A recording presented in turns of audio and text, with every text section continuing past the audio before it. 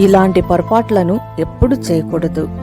ఆత్మ కలిగించు ఐక్యతలో నుంచి వెళ్లిపోతే అపవాద అనుచరులు క్రూరమైన మృగాల వంటి వారు కనుక వారి బారిన పడితే పరిస్థితి ఏమవుతుందో తెలుసు కదా. కనుక ఇటువంటి పొరపాటును చేయకుండా ఎల్లప్పుడూ ఐక్యంగా ఉండాలి. మన ఆత్మ దేవుడు పెట్టిన దీపము, అదెప్పుడు వెలుగుతూ ఉండాలి.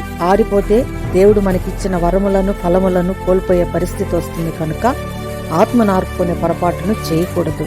మరీ ప్రాముఖ్యమైనదేమిటంటే మనలను క్రమమైన పద్ధతిలో నడిపించే దేవుని ఆజ్ఞలను, ఆయన నియమించిన కట్టడలు ఏమైతే ఉన్నాయో వాటి నుంచి తొలగిపోతే సముద్రమంత సమృద్ధిని కలిగిన ఆయన సన్నిధిని, సమస్తాన్ని కోల్పోతాం. కనుక ఇలాంటి పొరపాట్లను చేయకూడదు. ఇటువంటి పొరపాట్లను చేసి మనమెక్కడ అపవాదం నోటను పడతామనే ఆయన తన 2 చేతులను మన వైపున చాచే ఉంటాడు మనలను ఆదుకోవడానికి. కనుక పొరపాటును కూడా ఎటువంటి పొరపాటును చేయనీయకుండా మనలను కాపాడమని ప్రభువుని వేడుకుందాం. ప్రార్థన.